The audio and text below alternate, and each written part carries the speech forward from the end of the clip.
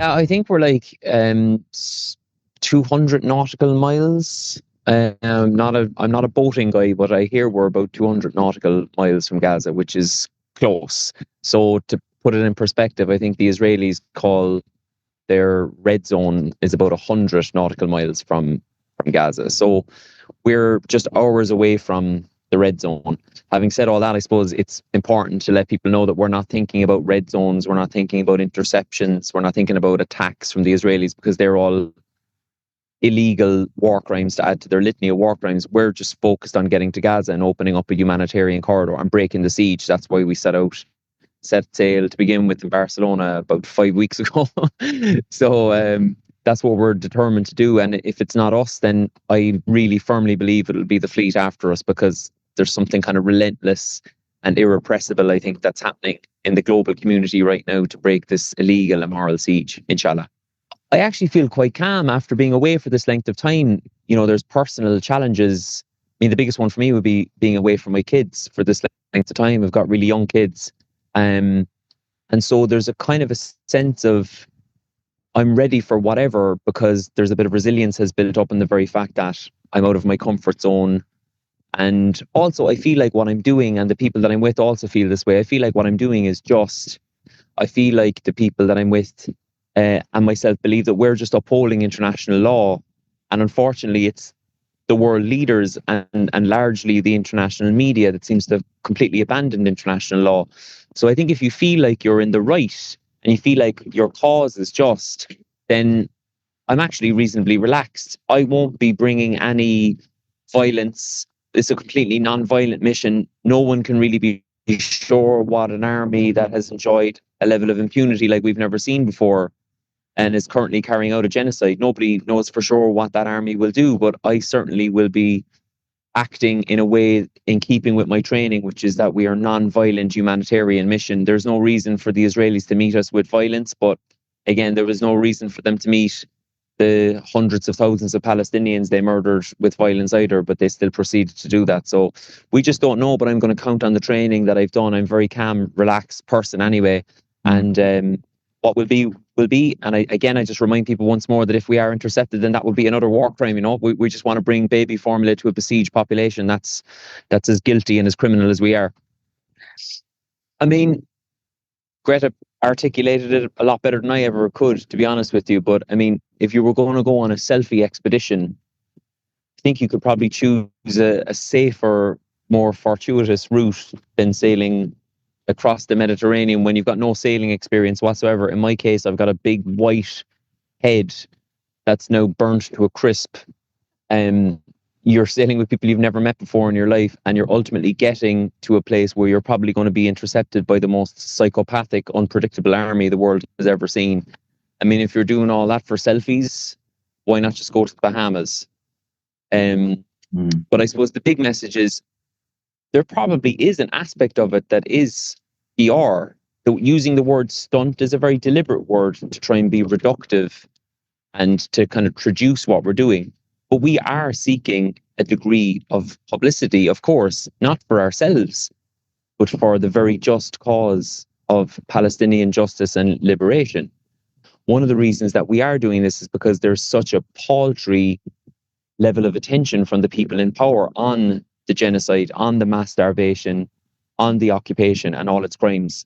So I wouldn't shy away from that aspect of it at all. Of course, we're not delusional. We know that what we have in our cargo is not going to feed, a couple of million people. So there is a symbolic nature of it. But this cynical portrayal of what we're doing comes from a deeply cynical, soulless media political class. I mean, what sums it up better than someone like Piers Morgan describing Greta Thunberg as an attention seeker when the man has literally made a career out of seeking attention.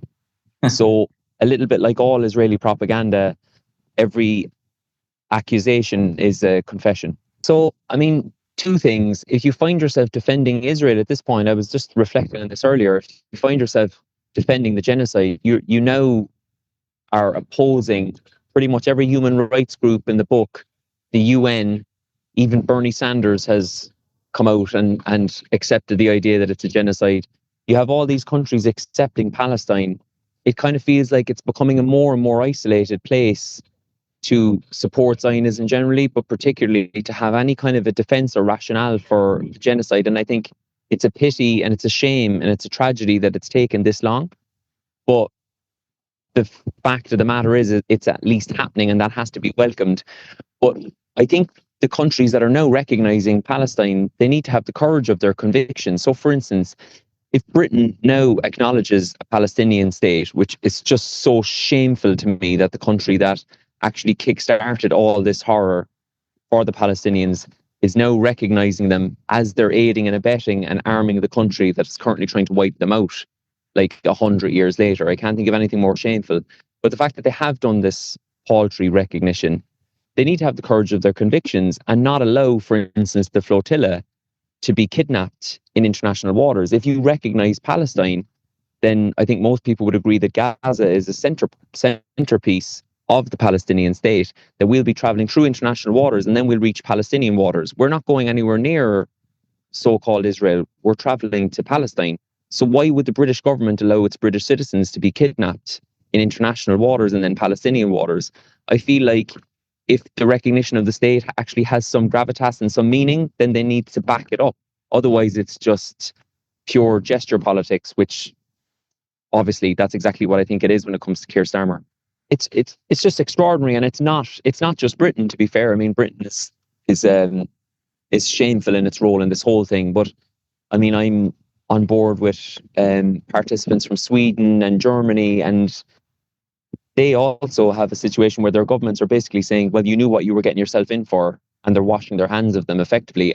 I just can't think of anything more shameful than the best of those countries who are willing to put their bodies on the line to just do the Western leaders' job for them and try to break an illegal, immoral siege and just uphold international law. Like, at the end of the day, people need to remember we're carrying things like baby formula, medical supplies and nappies to a besieged population.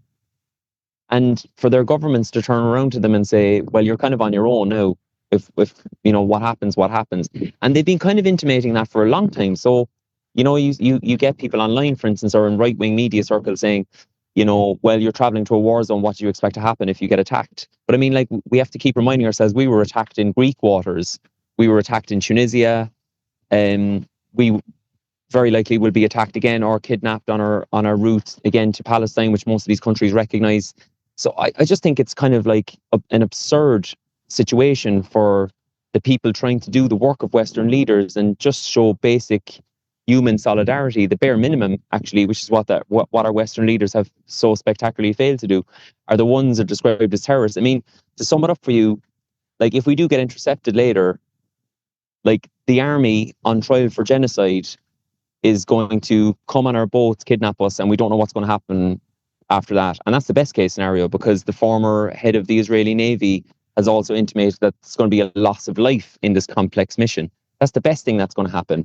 The people carrying humanitarian aid to Gaza on a load of ships, civilians taking months out of their lives, we're the terrorists, apparently, according to Western media a lot of the time.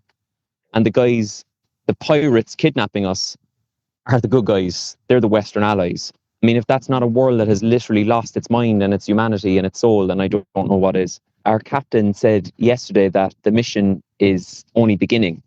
And so whatever happens later this evening or tomorrow, I think it's really important for the world to know that inside this movement, the numbers are just growing all the time. Like, there's 30,000 people applied to be on the global Sumud Flotilla.